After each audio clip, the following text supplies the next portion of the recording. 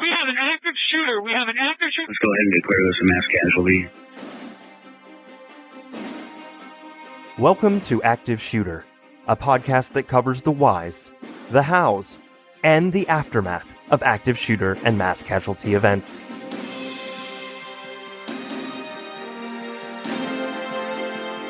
They have an active shooter in the building. A second call says they are being attacked. I've been shot.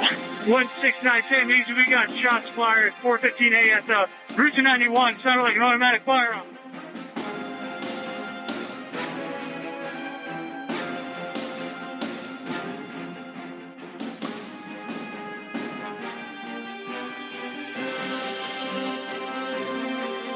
Active shooter, reports of an active shooter, active shooter of mass casualty incidents. Thank you for listening. You are listening to Active Shooter, a podcast that may contain adult themes, explicit language, and graphic depictions of violence. Portions of this show may be traumatic for those under 18. Listener discretion is advised. At least on the surface, some sense of normalcy may return to Salt Lake City's Trolley Square Mall Wednesday. It will reopen for the first time since a teenager went on a deadly shooting rampage Monday night. But for police and the community, some big questions remain. What drove a young man to take this position? What can we do as a community to ensure that it doesn't happen again? Police say 18-year-old went to the mall just before 7 p.m., dressed in a trench coat and armed with a shotgun and .38 caliber pistol. He shot and killed 5 people and critically wounded 4 others before being killed by police. It's been 17 years since the shooting at the Trolley Square Mall in Salt Lake City, Utah. Only 15 years old, the youngest shooting victim never got the chance to experience that many years in this world. One of the shooting survivors has since passed away, likely due to complications from the lifelong injuries he sustained in the shooting. The aftermath, even so many years later, shows us just a glimpse of the struggles that shooting victims and their families, shooting survivors and their families, and even witnesses grapple with days, months, years, and even decades later. Injuries can last for a lifetime and impact everyday life, and memories can linger in the depths of the minds, coming out to torture those survivors every time they hear about the next mass shooting.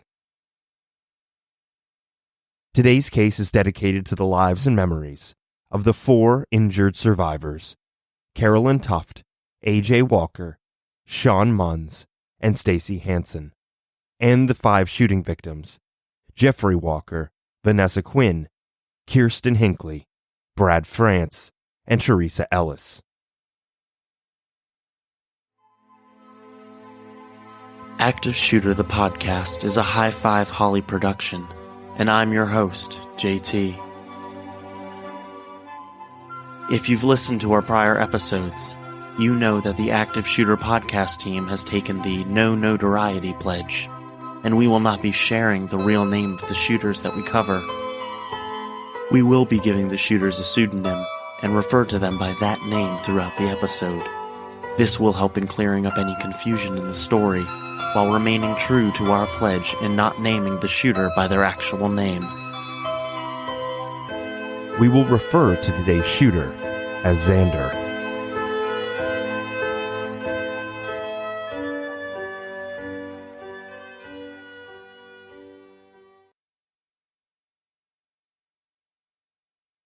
Monday, February 12th, 2007, was a typical day in Salt Lake City, Utah. It was a mild late winter evening with occasional stretches of cloud cover. For 18-year-old Xander, however, the day was anything but normal. Today was his last day alive. He intended to, and in fact did, shoot and murder 5 people, while injuring another 4 people before exchanging gunfire with police, who ultimately shot and killed Xander. It was approximately 6:45 p.m. when Xander rolled into the parking structure at the Trolley Square Mall in Salt Lake City. He parked his burgundy Mazda 626 and exited the car carrying a backpack that was loaded with ammunition, a 12-gauge Mossberg Maverick 88 security 6-shot pump-action shotgun, and a Smith & Wesson Model 36 38 caliber revolver. He walked with purpose while simultaneously retrieving the shotgun from the backpack when he caught sight of Jeffrey and A.J. Walker, a father and son who were walking towards their own parked vehicle. Xander shot and hit them both. Jeffrey Walker immediately fell to the ground dead in an instant. A.J. was shot twice, once in the head and once in the ankle, but he still managed to run back into the corridor with the staircases leading to the lower level of the structure. While A.J. ran for his life, Xander approached Jeffrey and again began shooting the already dead man. 53-year-old Jeffrey Walker was born on December 22, 1954, in San Bernardino, California. Much of his childhood was spent in the Northern California region. Jeffrey met his soulmate, Vicky, and the couple was married on June 29, 1984, and together they began their family that consisted of 2 sons and 2 daughters. Jeffrey was a proud, active member of the Church of Jesus Christ of Latter-day Saints, and was well known for his giving nature and was described as someone who often places the needs of others above his own. He was incredibly family-oriented, preferring to spend all of his free time with family and loved ones. Jeffrey is survived by his beloved Vicky, and their 4 children and 3 grandchildren. Minutes after the initial gunshots, the Salt Lake City Police Department's dispatch center got the first call reporting an active shooter at the Trolley Square Mall's parking structure. Law enforcement units were dispatched immediately. Xander proceeded to the west entrance of the parking structure and walked out into the open, where each individual who happened to be in the vicinity suddenly became extremely vulnerable to an attack they could never prepare for.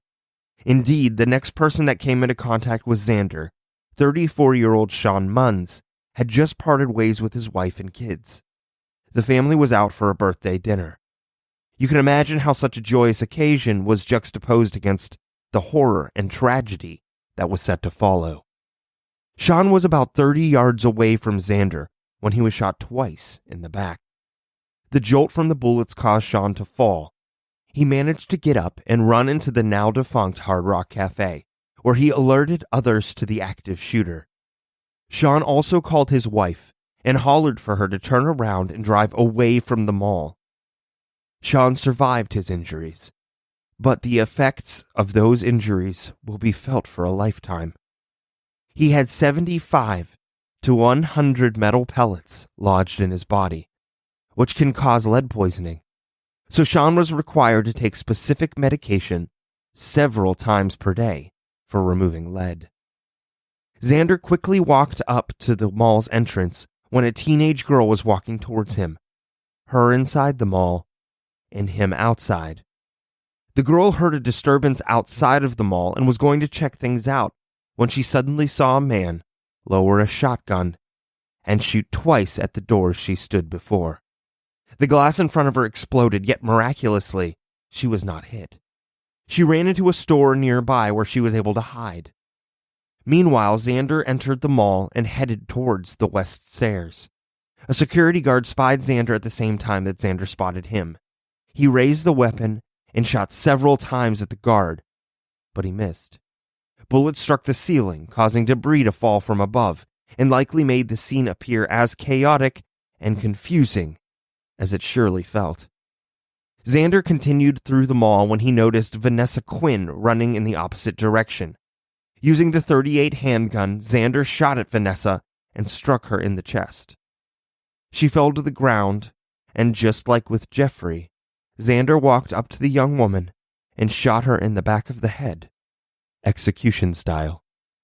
Except he had already killed her.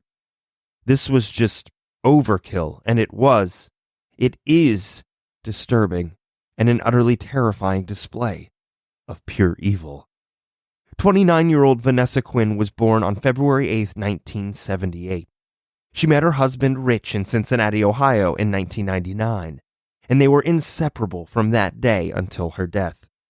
An athlete and adventure seeker, Vanessa and Rich took a leap and moved to Utah after she landed a job with Overstock.com. The couple loved animals and took in strays often, and Vanessa even considered the animals her children. She is survived by Rich and the animals they shared at the time. After killing Vanessa, Xander entered a card store called Cabin Fever. Several people were hiding inside of the store when Xander initially walked past the store, but he backtracked and entered, though the reason why can never be known.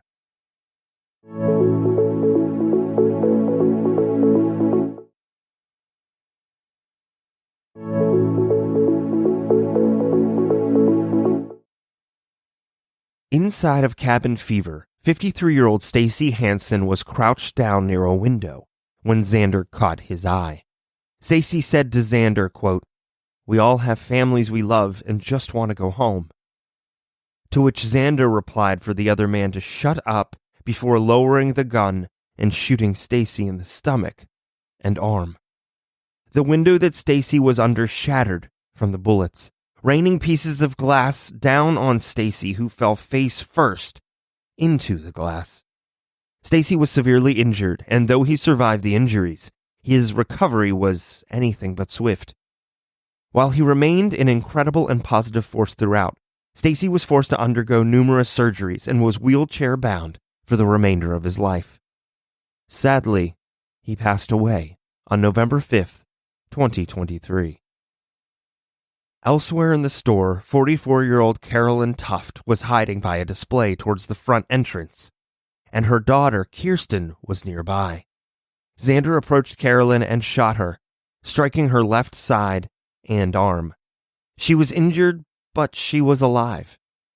The same could not be said for Kirsten, who was shot in the torso and killed. She was 15 years old and taken from this world too soon. Kirsten was born on June 9, 1991 in Salt Lake City to parents Carolyn Tuft and Stephen Hinckley. An intelligent sophomore at Brighton High School, she planned to attend Bartlett College in England after graduation. A true friend to all, she was known as extremely loyal and was someone you could spill all of your secrets to. The kind-hearted friend, sister, and daughter will be fiercely missed, and the loss and pain her mother still suffers from is immeasurable. 24-year-old Brad France and 29-year-old Teresa Ellis were patronizing Cabin Fever when the gunman entered. They were a newer couple, but they loved each other, and they died together. Brad was born on June 22, 1982, to June Carmel Steglick and Daniel Ted France. He graduated from Highland High School in 2000 before going on to work for Eagle Precast Company. Before his death, Brad was promoted to Erection Lead Man, which was his greatest professional triumph. His daughter and Teresa were his most treasured personal relationships.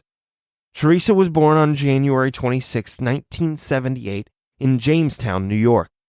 She was raised as sort of a theater kid, acting in school plays and singing. She played trumpet and piano in high school, but she had a wide variety of interests, including traveling and scrapbooking. The young lovers were out for an early Valentine's dinner on an average day that ended most tragically. There was another customer who was left unharmed, hiding near a clothing rack, and they must have nearly passed out from relief when Xander suddenly exited the store. Carolyn Tuft was able to crawl to her daughter Kirsten when, out of nowhere, Xander burst back into the store and shot Kirsten once more in the head, before he just as abruptly exited. When Xander walked out of Cabin Fever the second time, an off-duty Ogden police officer named Ken Hammond was walking across the second floor of the mall with his wife. The couple had just finished dinner at Radizio Grill. Officer Hammond saw the shooter exiting Cabin Fever with a shotgun, and without hesitation, he drew his off-duty weapon, instructed his wife to go back into the restaurant and call 911. He then approached Xander, calling out that he was an off-duty police officer. Xander fired at Officer Hammond before heading towards the center hallway. Watching this all unfold from inside of a store called Haroon's, Barrett Dodds became aware of the active shooter. He ordered a customer to lock the door before he left the store and walked towards the hallway on the second level. Xander saw Barrett and fired the shotgun at him and a couple of employees from a nearby restaurant. Xander walked purposefully back towards one of the earlier shooting victims, Stacy Hansen, and shot him again in the back. Barrett Dodds then heroically started yelling to Xander, quote, "Shoot at me! Shoot at me!" Xander began walking towards Pottery Barn Kids. As this was happening, Officer Hammond peered down the main level and saw Salt Lake City Police Sergeant Andrew Oblad enter the mall. So he called out to the sergeant that he was an off-duty Ogden police officer. Sergeant Andrew Oblad arrived at the mall, and the first thing he noted were the petrified shoppers racing out of the mall, screaming that there was a man with a shotgun. When he entered the mall, Sergeant Oblad heard Officer Hammond and saw him above on the second level. He motioned for Hammond to come down to the first level, which he did. Together, the two officers heard shotgun blasts. Officer Hammond took cover behind a pillar near the Pottery Barn Kids store, which he peered into. He could see a portion of Xander's body and part of a shotgun. He leaned around the pillar and fired at Xander, who immediately fired back. Hammond once again leaned around the pillar and fired off 2 more rounds. Sergeant Oblad ordered Xander to drop his weapon. Xander simply replied in a sullen voice, quote, "Fuck you," before firing at the officers again. The moment Xander stepped into the sergeant's line of sight, he fired twice.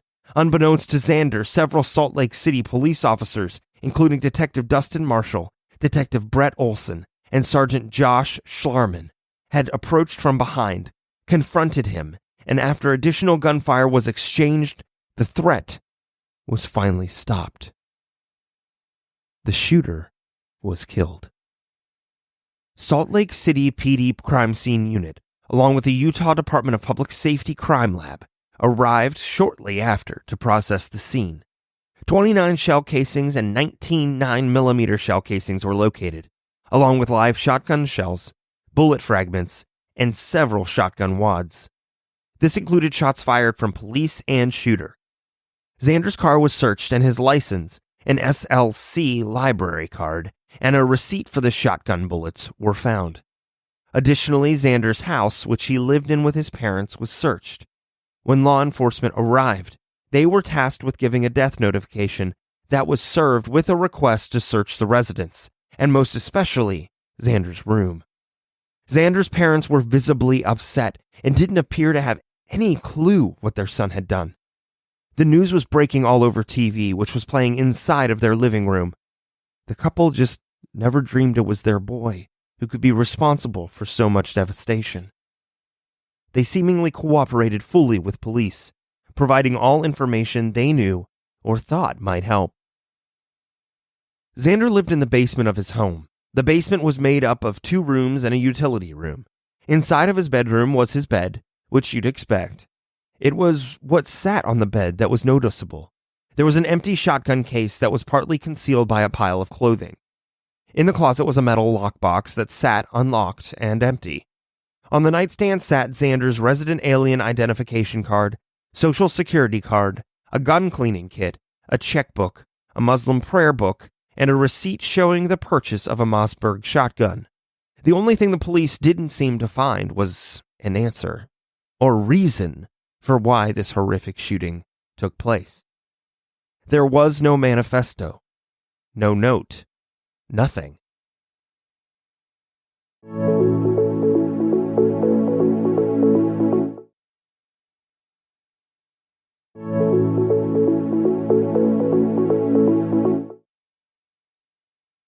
Xander was born on October 6, 1988, in Cerska, which is a town in the Vlasenica municipality of Herzegovina and Bosnia.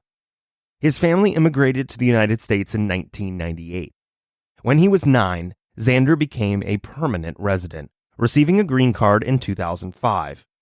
He lived with his 3 sisters and parents, and he was something of a loner, preferring to avoid small talk, which meant that he usually only spoke when asked a direct question. Police spoke with all sorts of witnesses, family members, co-workers, and teachers, but there is still very little known about Xander. And more importantly, why he committed the shooting. There was a loose connection to the Trolley Square Mall, in so much as Xander lived near the mall at one point and frequented the mall as a youngster. Xander's boss indicated that he was basically a model employee. He arrived to work on time, completed assignments, and didn't cause problems or get into quarrels with others. Though Xander was very quiet at first, over time he opened up a bit more.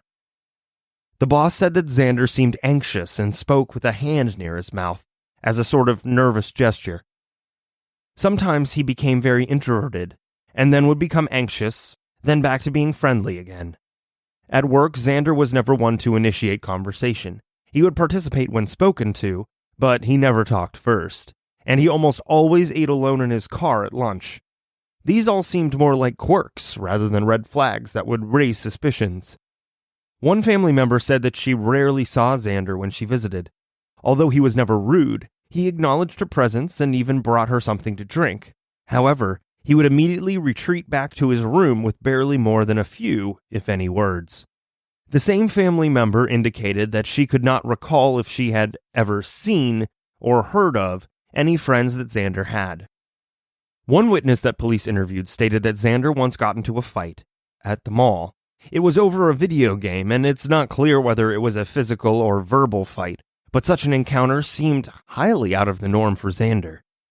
He started an online relationship with a female from Bosnia who was living in the U.S. for about 9 years. The relationship, which began on January 28, 2007, was with a woman that we will refer to as Jennifer. Jennifer lived in Amarillo, Texas, and when she spoke with police, she guessed that Xander called her about 85 times, while she called him about 32 times. For context, this was over a 2-week period that was the length of the relationship. Jennifer told police that sometimes she and Xander talked in Bosnian, although they usually spoke in English. The pair communicated by phone since Xander told her that he didn't have a computer.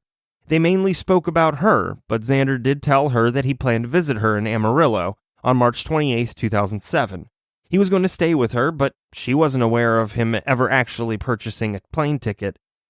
Though they knew each other's names, Jennifer never looked Xander up, and didn't even know what he even looked like until the shooting happened, and photos of him were plastered on the news. Interestingly, Jennifer claims that Xander only spoke highly of his sisters and family, and never had a bad attitude or got angry. He seemed very kind and not at all political. They didn't discuss politics, and Xander told Jennifer he really loved living in the United States. And she believed him, because she had no reason not to. She told police that they spoke for about 3 hours on the phone the night before the shooting. There was nothing out of the ordinary about the conversation until the very end. When they were ending the call, Xander told Jennifer, quote, "Tomorrow will be the happiest day of my life." He also said that it could only happen once. Confused, Jennifer asked him to explain, but he refused to say. He just told her that once she knew certain things about him, she would never forgive him and wouldn't want to know him anymore. Especially perplexed, Jennifer implored Xander for more of an explanation, but he again refused to say more. There were several other witnesses interviewed, including 2 specific witnesses who each claimed to have visited Xander at home weeks before the shooting, and they'd all gotten high smoking marijuana. One of the witnesses said Xander listened to white supremacist music. Another witness claimed that Xander was smoking meth and opium and that he, quote, hated gay people. In the FBI's eventual report, it was noted that Xander made statements in 2001 or 2002 about shooting white people like, quote, Serbs. Despite these few witness statements, subsequent toxicology reports indicated no presence of controlled substances in Xander's system, and no concerning activity was discovered online. There were no journals, and no evidence of radicalization. Xander's body was transported to Trolley in eastern Bosnia for burial. Shooting victim Carolyn Tuft is left to suffer from taxing headaches and frequent bouts of nausea. She had lead poisoning as a result of the 300 shotgun pellets that are still lodged inside of her body. This is nothing compared to the debilitating pain of losing her daughter in such a violent manner. 5 officers, including Sergeant Andrew Oblad, Sergeant Joshua Sharman, Detective Brett Olson, Detective Dustin Marshall, and Officer Kenneth Hammond, were each recognized for their courageousness on February 16th at the Utah State Capitol. A mere 48 hours post-shooting, the mall reopened its doors to the public. However, each individual store within the mall was permitted to reopen at their own discretion.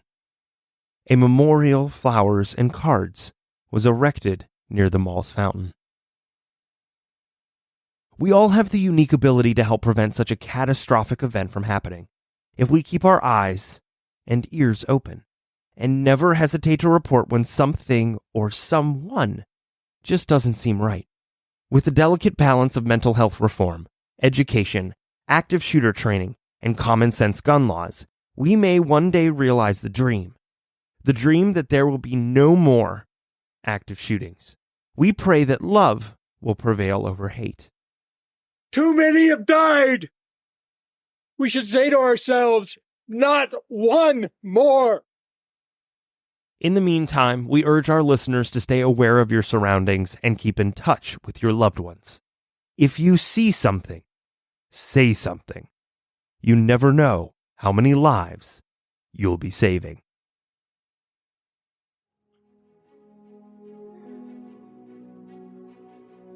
Thank you for listening to today's episode of Active Shooter, the podcast. Remember, if you see something, say something.